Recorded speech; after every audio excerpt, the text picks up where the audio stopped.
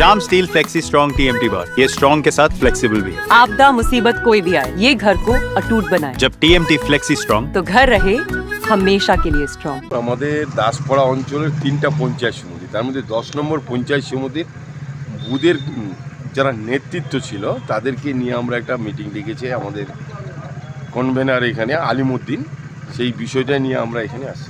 Voter লিস্টগুলো দিচ্ছি, এখানে তৃণমূল বলছে যে ভুয়ো ভোটার এখানে আছে, এবং যে সরকারের আমলে আমরা কি দেখলাম যে ভোটার লিস্ট তৈরি করছে সরকারের আধিকারিক, ভোটার লিস্ট যেটা সংশোধন যা কিছু করছে বিয়োজন করছে সরকারি আধিকারিক, সেখানে ভুয়ো ভোটার ঢুকে আছে বলছে।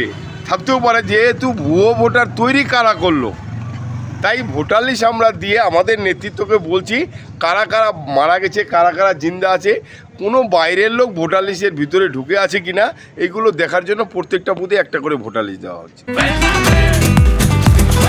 ये स्टाइल का मामला है, रूपा फ्रंटलाइन।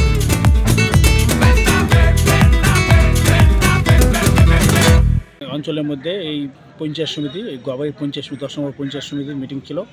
1 নম্বর ব্যাপার ছিল সাংগঠনিক ব্যাপার ছিল, 2 নম্বর ব্যাপার ছিল ভোটার লিস্ট বিতরণ, কারণ আপনারা নতুন ভোটার লিস্ট পাবলিশ হয়েছে, ভোটার লিস্ট বিতরণ করলাম। আমরা নির্দেশ দিলাম যাদের মৃত যেগুলো ভোটার আছে তাদের চিহ্নিত করার জন্য এবং ভুয়ো ভোটার যারা আছে তাদের চিহ্নিত করার জন্য।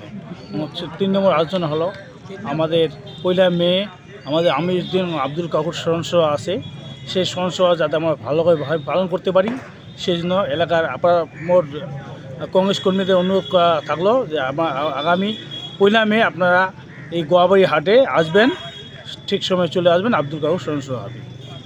আজকে এই পঞ্চায়েত সমিতি 10 নম্বর পঞ্চায়েত সমিতির পক্ষ থেকে মিটিংটা হবে।